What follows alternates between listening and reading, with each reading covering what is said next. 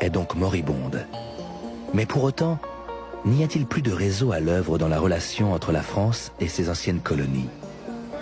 Pas si simple. Le 31 octobre 2009, François Stéphanie se rend au Gabon en avion privé. Il est le grand maître de la GLNF, la Grande Loge Nationale Française, une des deux plus importantes obédiences maçonniques françaises avec le Grand Orient. La Grande Loge du Gabon vient d'élire un nouveau grand maître en remplacement de feu Elhadj Omar Bongo Ondimba, et ils ont organisé une tenue de Grande Loge à l'occasion de laquelle on procède à l'investiture, c'est-à-dire à l'installation suivant une cérémonie rituelle. Et c'est la Grande Loge nationale française, en tant que loge mère de la Grande Loge du Gabon, qui a le privilège d'installer ce nouveau grand maître. C'est pour ça que j'y vais avec mes officiers installateurs.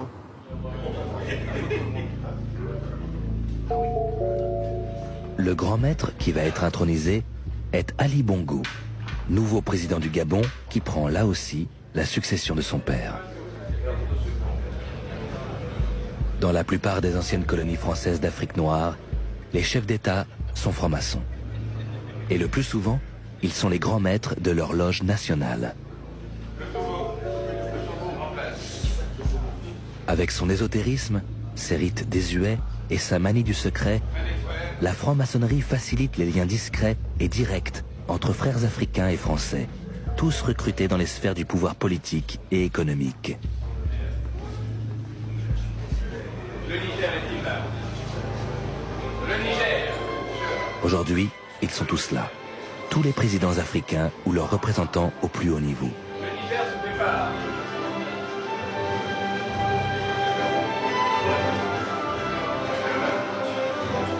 Quelques jours après cette cérémonie, c'est un rassemblement mondial de la franc-maçonnerie qui devait se tenir au Gabon, avec une forte présence des Américains. Il n'y a pas encore de Chinois francs-maçons. Ça ne saurait tarder.